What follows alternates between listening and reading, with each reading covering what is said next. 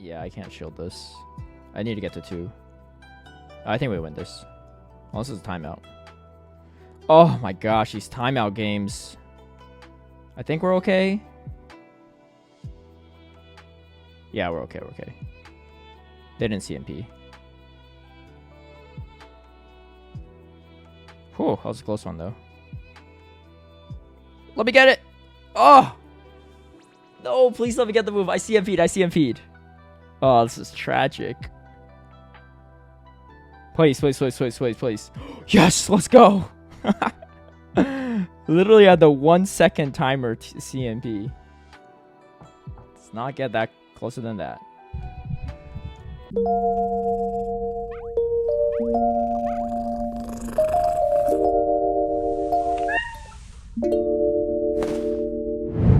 Hey everyone, I hope you're doing well. Today I will be talking about the team I used to hit Legend this season. I hit it a couple days ago, and this is actually a team that I already have a video on. So I'm going to post that first video down below in the description if you want to check it out.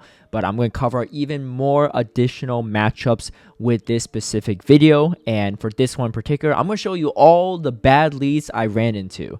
Because I think for the good leads, if you run into a Swampert with this team or Greninja in the lead, you're fine, right? Registeel, Tapu Fini. But it's really the tough leads. How do you overcome those matchups to find your win conditions with this team? Because as this team is going to be played more and more people are going to expect it. But even if they know the team is coming, you'll be okay. So the team is Virizion with Greedent as a safe swap and Steelix in the back. And I use personally the non-Shadow Steelix. I know I get this question a lot. The non-Shadow Steelix just performs much better in my opinion. You really are using Steelix for the bulk, not for the damage. Even the Shadow damage is okay, but it's just not worth it in my opinion. However, if you only have the Shadow variant, then feel free to use that, and that's fine. Let's get into footage and see how the battles played out. Before we get into the battles, a big shout out and thank you to all my patrons who've been supporting my content creation. If you would also like to have early access to my strategies and lineups, or see behind the scenes footage of my battles, feel free to sign up in the Patreon link down below. Starting it off, we're going to run into a Shadow Nidoqueen lead. Actually, no, it's not Shadow. It's a non-Shadow variant. But either way, not a great position for me to be in. And then they come in Virizion. So, hard counter in the lead, hard counter in the counter swap. Obviously, Virizion has a little bit of play with the moves that I'm running because you have Leaf Blade. And it looks like this Virizion is actually running Leaf Blade Stone Edge. So, a little bit different than usual. But these are all the battles I had right before hitting Legend, so they're in the 2800s to 3k range. All these players are very experienced, but they definitely built this specific Virizion for a reason, probably mostly as a safe swap. However, because it doesn't have Sacred Sword, it is going to have to shield, which is good. All right, so anytime you don't win switch advantage, if you can get a shield advantage at least, you're setting yourself up for a pretty good spot. The lack of Sacred Sword also makes this matchup a little bit better for the farm down potential. I'm going to throw one Leaf Blade to chip down this Nidoqueen and then swap out to my Steelix, and then it's a Tapu Fini in the back. So pretty bad, right? Like I said, hard counter lead, hard counter the counter swap, and Tapu Fini. Do we win this? And obviously, not all my battles are wins, but these are some of them are, some of them aren't. We do land the Earthquake, so that is pretty big for me. And unfortunately, we can't get to another move. They decide not to shield because they already seen Leaf Blade, which makes a lot of sense. But I'm going to just shield because I want to just preserve as much health as possible. I don't want to get Poison Jab down. They come in straight away with the Nidoqueen. And so I need to just take this out as soon as possible. Of course, I have to shield this. The Poison Jab damage is really going to start adding up, so I'm not even going to try to optimize anymore. I'm just going to throw these moves as soon as possible. I can't let another Poison Jab come through. Obviously, one comes through when I throw that move, but this one does knock out the Nidoqueen, and we barely take out this Tapu Fini. Again, even if you lose switch, even if you lose the lead, the safe swap, and the counter and the final Pokemon in the back, there is a way. That was definitely one of my more impressive wins with this team. But again, we're talking about bad leads all day long, and here's another bad lead. Charizard met by a Virizion counter swap, and obviously this Virizion actually has Sacred Sword, so no way we could grab a shield. The resistant Mud Bombs and much shots, and just like the neutral Bison is just not enough to overcome this matchup. We don't even get the final Bison off, so that's not ideal. Now, these Sacred Swords are going to hurt a lot more. However, some people might not know I'm running Leaf Blade, so you can potentially benefit off of that. So we're going to go for the counter double kick down after the fact. We should be close to Stone Edge energy. Of course, you want to know, even if you're not running Stone Edge, you should know how much energy is costing. Obviously, it's more than enough for Stone Edge at this point. We could potentially get a shield, and they do shield, so that's going to be good, right? Obviously, they have to respect the potential Stone Edge. Maybe as this team gets popular, less people are going to do it, but not everyone watches my videos, so there's still going to be plenty of people that still shield. And we do get baited with Dragon Claw, but at this point, I'm realizing that Steelix is going to be a core breaker for this team. And so that's going to be really good. And then here comes an Ampharos. We're not going to shield the Ampharos. They throw the Brutal Swing. I knew it wasn't close to the Focus Blast. So we're going to throw a Breaking Swipe and I guess start debuffing. Yeah, I guess that's the play. I'm trying to... yeah, because if I throw Earthquake, it gets a little dicier. I could have probably farmed up to like 100 energy and then thrown the Earthquake. I don't know. Maybe that's a slight misplay on my end. But we do come away with a decent amount of energy. We do throw the Breaking Swipe right away. And yeah, we could combo play. Yeah, so that's fine. Yeah, because I realized I still had energy, so I just need to get one move off and then just go for the combo play.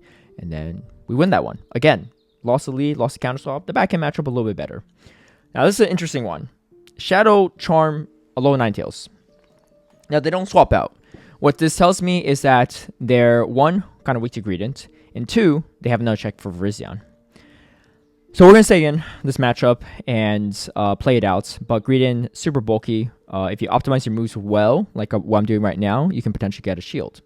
We do go for back-to-back body slams at this point. We're not back-to-back, but enough body slams. We grab both shields.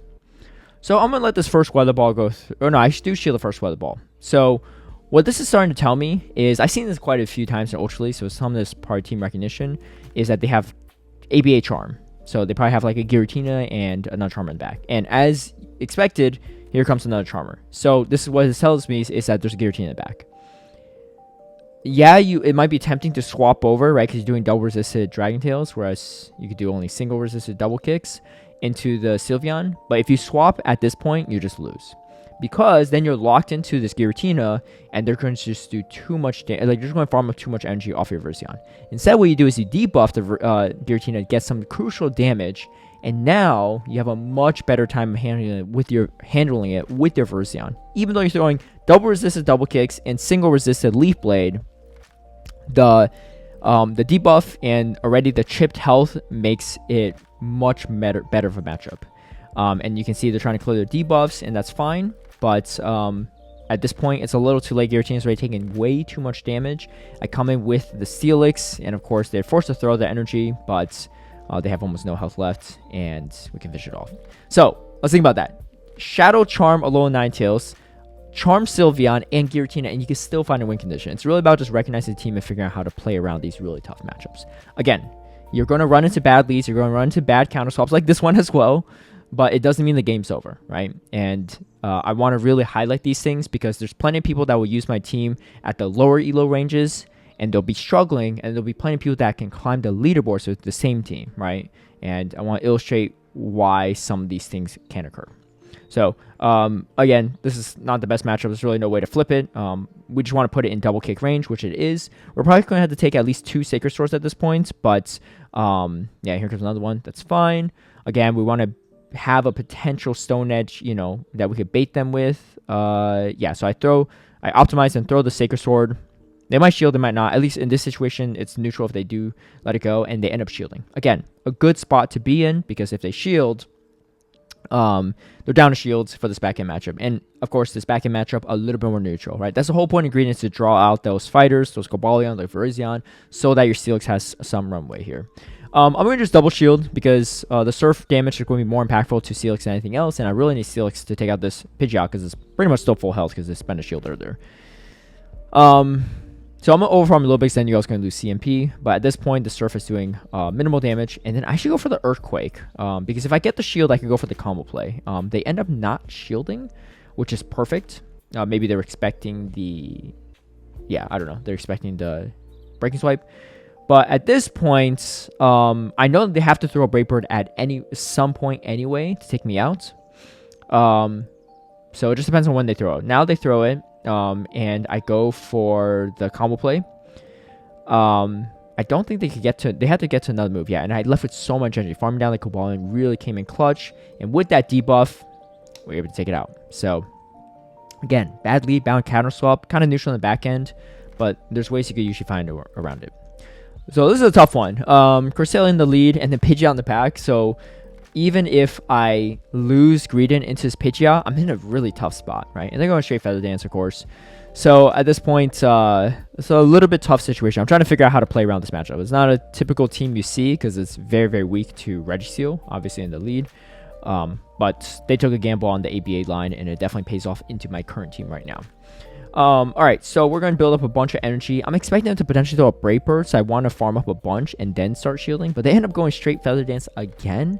So this is going to be a little bit tough. Yeah, so we're going to just keep spamming the Body Slam, but being quadruple debuffed on the attack for my Greedent is really rough. And then we throw on CMP, and again, I really don't get that much value with this Virizion, so I just decided to shield, and I say, you know what, let's just flip switch and see what happens, right? Because there's no way Virizion is going to beat the Cresselia. And we do get to a crunch, quadruple debuff though, but maybe we get a defense drop. And no, we don't. All right, so let's see what they have in the back, right? At this point, they do throw moves. I'm thinking, okay, they chip me down. Maybe they don't have a clear answer to Celix. I'm down a shield, but maybe it's not the end of the world. So they now come in. Yeah, they don't do anything, so I guess they stay in. So we're going to finally throw a Breaking Swipe, of course. And then, yeah, they're constantly just chipping me down. This is starting to add up, right, the damage. And it seems like they have another check for Virizion in the back.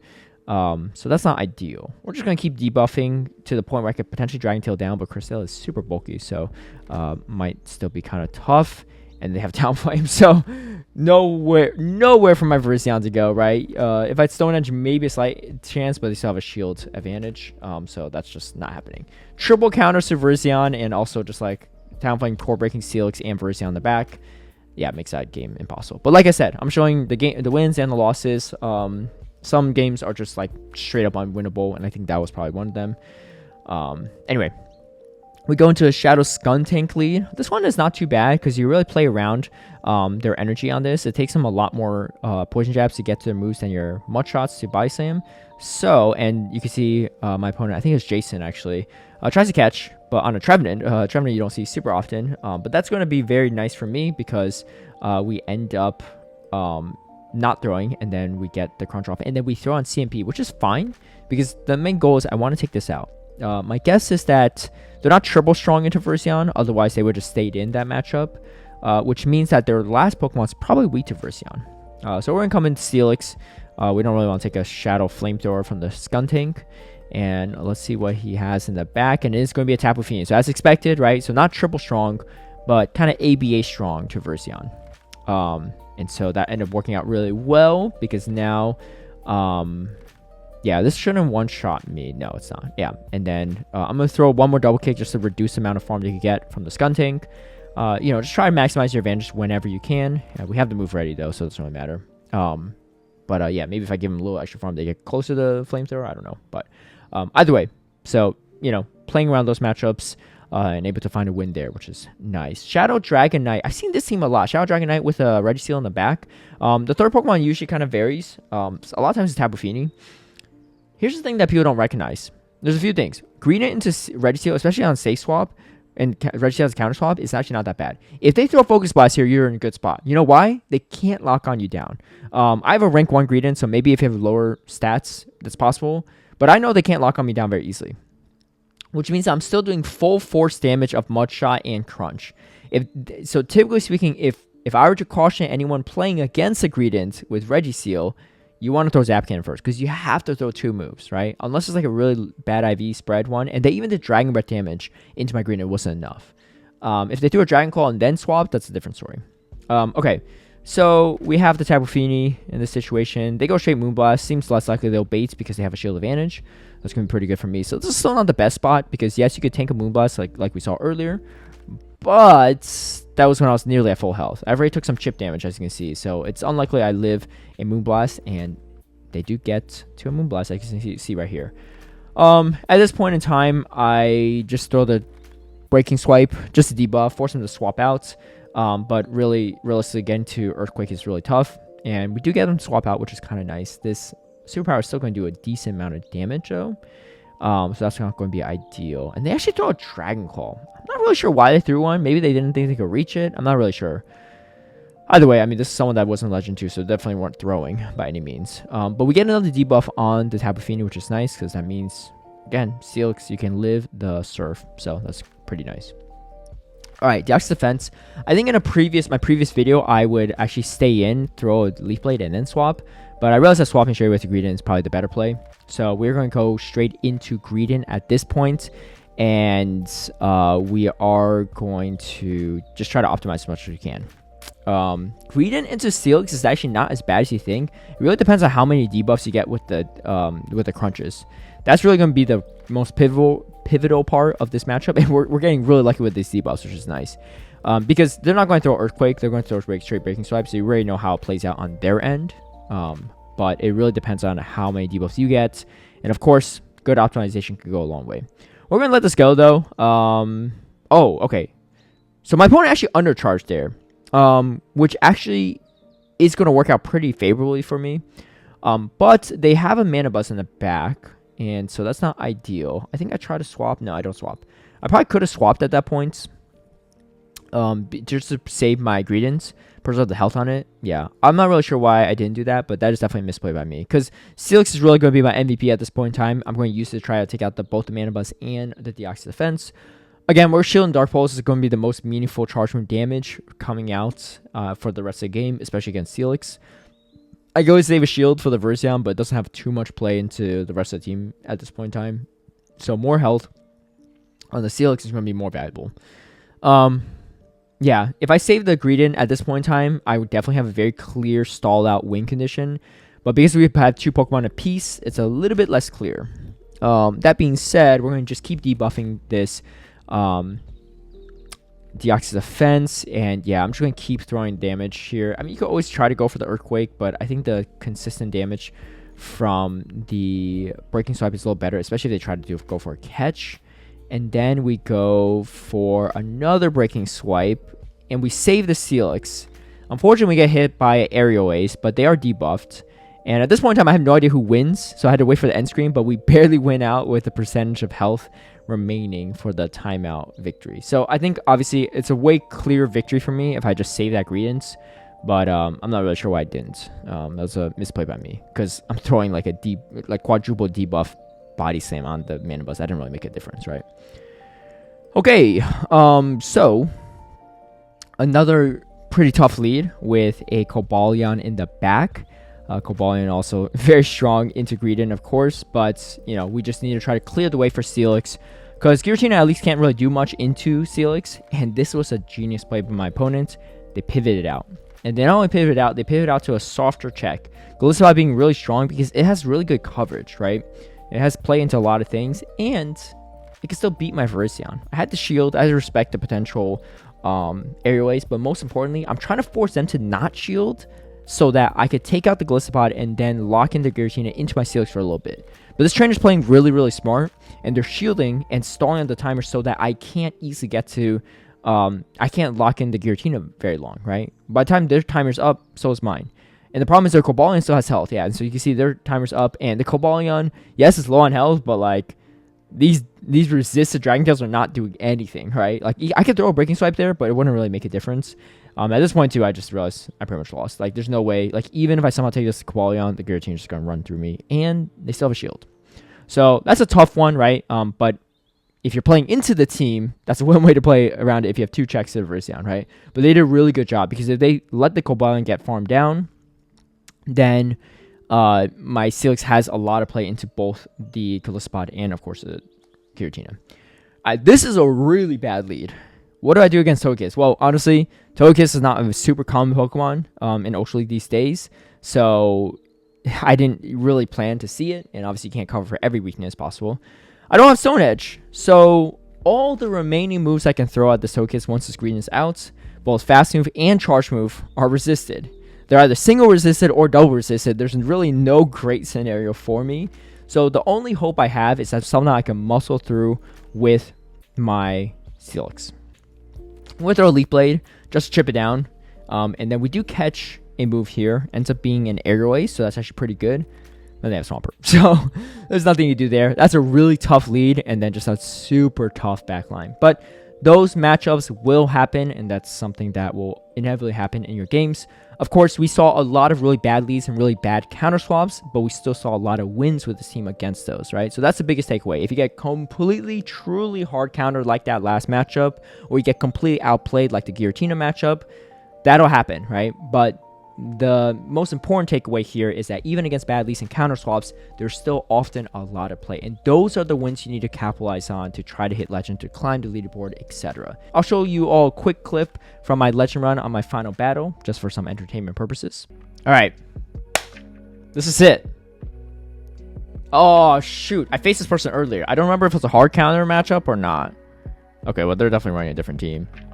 I'm pretty sure I faced them today, but I'll just play this out the same way.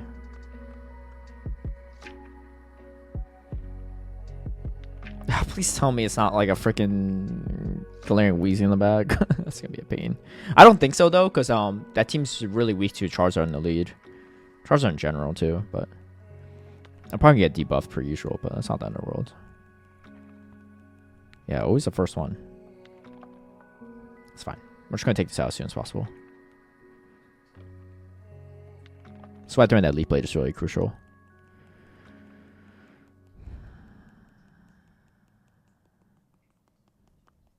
Yeah, we're okay. All right. Okay. They might shield. I'll just match shields. There's no way I want Scrafty on my Steelix. Okay. I'll even throw on CMP.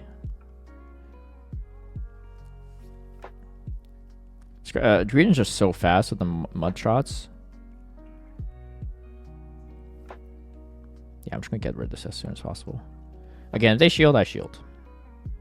It's that simple. Okay. They really want to switch. Okay, that's fine. CMP, no big deal. Charizard on the back again is going to be kind of a pain.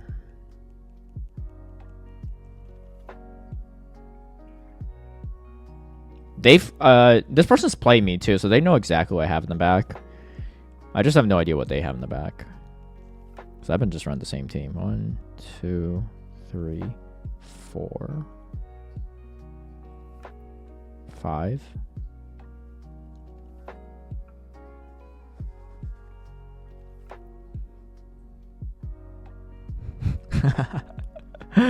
I do remember this. Good games. All right, I don't know if this is enough. We're 4 points away. In before it's 29.99.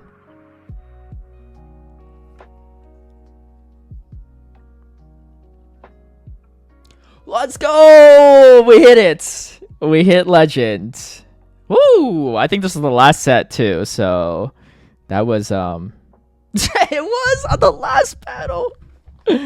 Good games, good games. Thank you all for watching. If you run this team yourself, best of luck, especially during this upcoming week of all open leagues and Go Battle weekend. Definitely keep me posted on how the team goes. I know some people are going to start catching on to this team, but honestly, even if they know what's coming, if they don't have the right team composition to beat it, you're still in a very good spot. If you like this video, feel free to give it a like and share, subscribe for future content, hit that notification bell to get alerted right when I post a new video, and I'll catch you all next time.